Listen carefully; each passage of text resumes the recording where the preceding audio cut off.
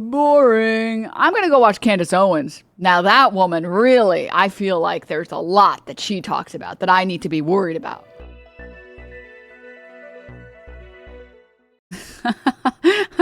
Okay, sorry. I have to see this. You guys know I can't resist some Candace Owens, all right? What do you mean she uploaded this? My message to Ben Shapiro. Ooh, slap. Ooh, drama. Ooh. Ooh. You have no dignity. You have no loyalty. Peter thrice denied Jesus.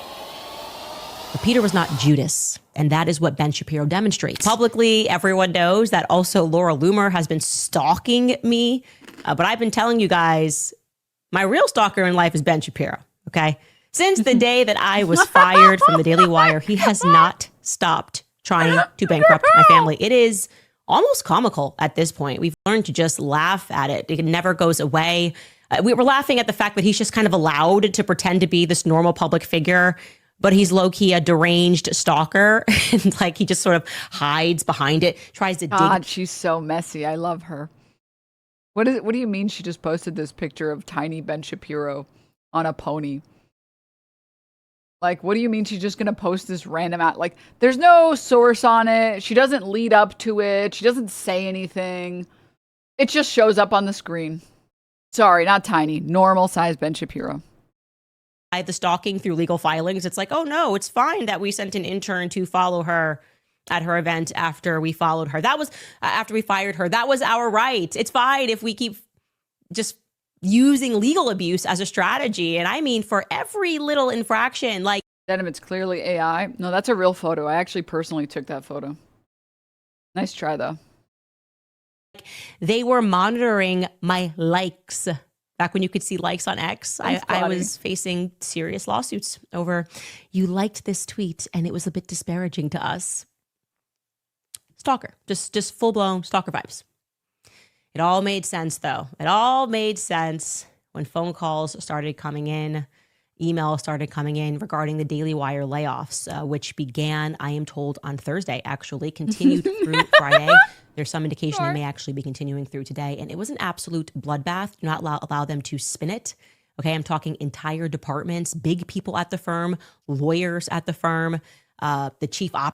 Sam Cedar was talking about it a little bit, but like when you try to emulate mainstream media and you build like this massive structure and this massive like team, now you have all these insane expenses that you have to keep up with, and you rely on your massive media machine continuing to grow, or at the very least stay the same.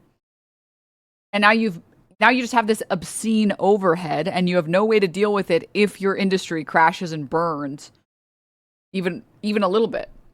And low key, it is kind of like a blessing in disguise to become an independent political creator or an independent journalist or whatever you want to call it, because journalism would be a stretch here. But the same thing happened to Mehdi Hasan and Crystal Ball. Like, actually, unironically, the best thing that happened to them was getting off of mainstream media, was getting kicked out of mainstream media, because it forced them to reinvent themselves and actually build something from the ground up. And they built it as small as they could initially, so they actually know how to do that. That's why H3 had to let a staff member go. Sad, you hate to see. But when you're just one individual, this freeze frame is brutal. When it's just one individual and you have like maybe a really small team, even probably Candace Owens has like a lighting team and like a microphone and camera team and everything. She doesn't have a massive team. She doesn't have a huge overhead. She just needs to focus on doing the fucking crazy conspiratorial content about how Charlie Kirk was murdered by his wife and it was all a ploy and et cetera, et cetera. Operating officer, the executive vice president, virtually the entire marketing department, the production team has now been reduced to a mere skeleton crew. No one was safe. Not even Ben's team was safe. Marked safe from it. Even a director on his team was fired. It was brutal. I have counted approximately 54 people who lost their jobs from top to bottom. And that's just in this wave, because this has been going on, as we all know, for a while. The writing has been on the wall for a while. It has been very strange, the worst kept secret in media, as they keep writing, having people publish these articles that just defy reality. We were having private conversations like, how long can they keep up this charade and keep pretending that this is not happening when everyone can see the numbers? We can see how the public is responding. It's very strange to just sort of live in a delusion. We knew that they had brought in... Saying this is one of the most conspiratorial people on the planet is amazing. You just live in a delusion. It's like, Candace, please. You're literally in a lawsuit because you won't stop speculating about what genitals the Macron's wife has. Come on. Private equity, sometime ago in the last 2 years. I used to work in private equity in these particular types of situations, so I knew what the implications were of bringing in private equity, especially if it's a distressed debt situation. The usual term, as it was at the company that I worked at many moons ago, is 2 years. They'll inject cash into your company. They'll float you for about 2 years as you attempt to turn things around. You fire some people, you restructure a little bit, but you're kind of walking the plank, right? Maybe you fix it, but if you don't, they're gonna sell that company, and they're gonna own a huge chunk of that company that they sell. Now, I can't assert that is definitively what the deal terms were for the Daily Wire, but I can say... I'm trying to find this article that talked about how apparently the Daily Wire was spending millions of dollars. I found it. Perfect timing. The post reads, okay, it's kind of hilarious that this is a major reason why Ben Shapiro's media company has been collapsing. Inside the company, however, Ben and the other co-founder and CEO, Caleb Robinson, were growing increasingly disillusioned with Jeremy's management, particularly with his preoccupation with a big budget creative project called the Pendragon Cycle, a 7-episode Arthurian fantasy series that Jeremy began working on in 2023.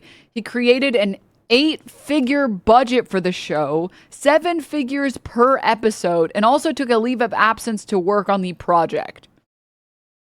But apparently this shit looked like ass. They had cardboard shields and you could see the duct tape on the show. Where the fuck did those millions go? How? In Jeremy's bank account? No, it wasn't even going in his bank account. He was taking it out of his bank account. If it was actually just going in his pocket, he would have just been pocketing the money. Oh my God, dude. That's incredible. That is actually amazing. That we're just about now over 2 years, just over 2 years removed from my firing, and the Daily Wire has obviously not turned the company around. In fact, I would say they've just kind of cranked up the crazy, almost like they were trying to catalyze their own demise. And so, yes, it was announced on Friday that the mass layoffs took place, for which they offered this excuse to Barrett Media. I think Barrett Media was among the first to report the story. It reads, quote, "Today, the Daily Wire made a difficult decision to restructure the organization, which included layoffs to a number of teams. We are deeply grateful to those impacted. Their contributions were instrumental in building the Daily Wire into what it is today. The cuts were largely concentrated at our Nashville production office as the company has invested in new formats, locations, and production models. Our footprint there has evolved. Over the last year, we have added production staff in DC, the Northeast, and Florida. This step allows us to focus our resources on an ambitious slate of new entertainment projects that are set to release this year. Additionally, we will continue to invest our editorial team in investigative journalism, where we have already added numerous new reporters across the country and established a DC bureau with a..." I mean, I'm not joking when I say when they started trying to like break through in like traditional media, that's when they totally fucked up. Like, I watched 5 seconds of that awful cartoon that they made. What was it called? Like, Mr. Fart, The Adventures of Bertram Fart or something? I don't fucking remember. It wasn't good. It wasn't good. It, like, literally wasn't good. Like, kids don't want to watch that. I'm sorry. The Bluey clone? No, not the Bluey clone. It was, like, supposed to be this, like, sitcom. Was it The New Norm? The New Norm show. That was like horrible. That was like actually one of the worst things that I've ever seen in my life. I think it was, I actually don't know what they rated it, if they rated it for kids or what, but that was terrible. It was a Family Guy ripoff. No, it was Mr. Bertram. Oh, well, yeah, whatever, that one. That's horrible. Like, who is watching that? This is incredible. This this like sack of shit, this like turd that they were trying to pass off as a real media, real fun animation. Just tell me what you need. Jump into the first one. Rolling, speed, action. Sawbuck's looking a little chubby-wubby, so I bought him some new food. It's organic And vegan. Dogs are supposed to eat meat. They're descendants of wolves. You ever see a vegan wolf on the Nature Channel? I'm a vegan.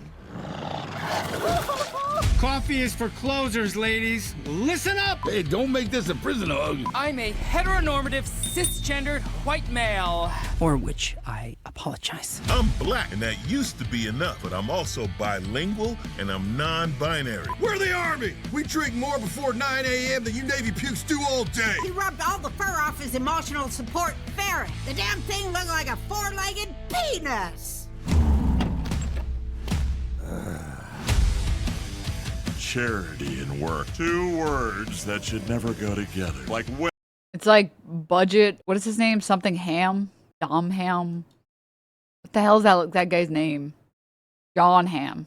women and opinions. I want a burly man. They're salty and make me dizzy. Sorry, just need to find a thingy to fix my gaming chair. When I was on the construction site, my chair... Okay, I'm not going to make you guys watch anymore. I'm sorry. I'm sorry for making... Honestly, I'm genuinely sorry for making you guys watch any of this stuff.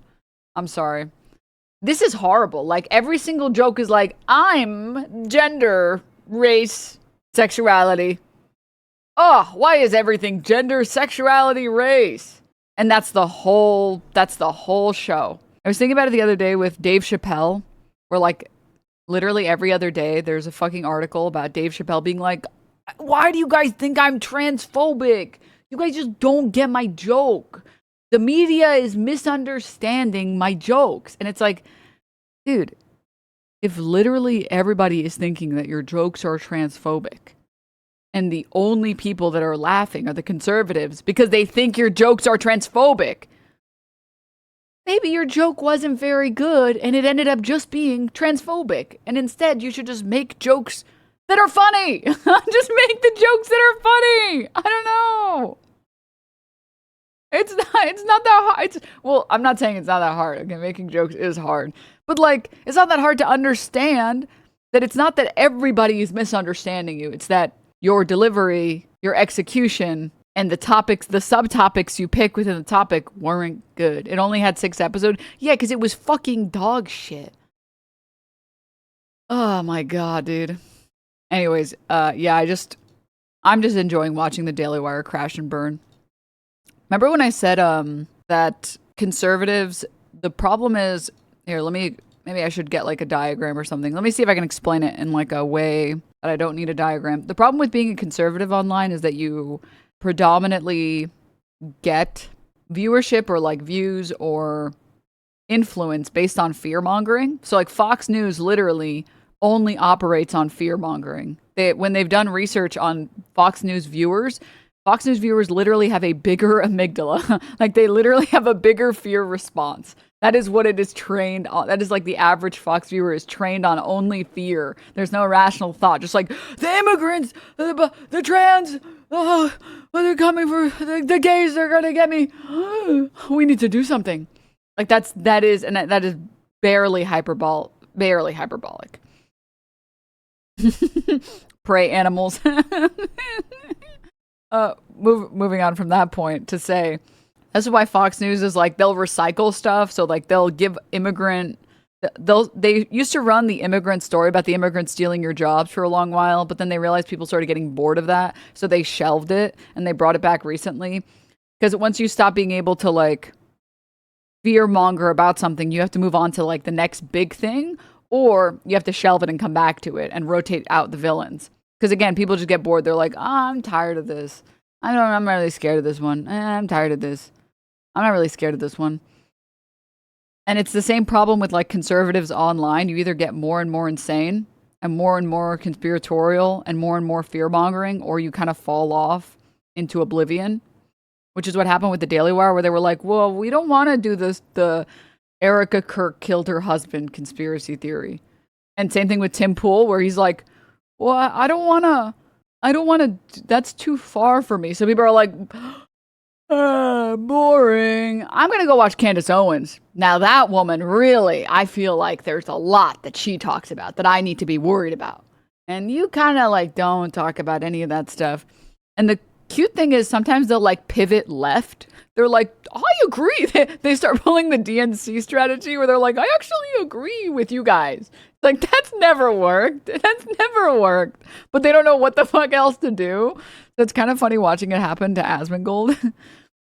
Asmongold reveals his true nature about shock collars. I think you put a shock collar on whatever, put it on people in jails, use it on a dog, that's fine too. That's why I never virtue signal a lot about Hasan zapping the dog. You know what, I get it. The thing is probably fucking annoying sometimes. Bzz, get the fuck out of here, get back on the box. I think people want to use it on a dog. I think that's fine too. That's why I never virtue signaled a lot about Hasan zapping the dog. I said, you know what, I get it. Thing's probably fucking annoying sometimes. Bzz, get the fuck out of here. You're not sitting on the box. Get back on the box. So you really want my opinion?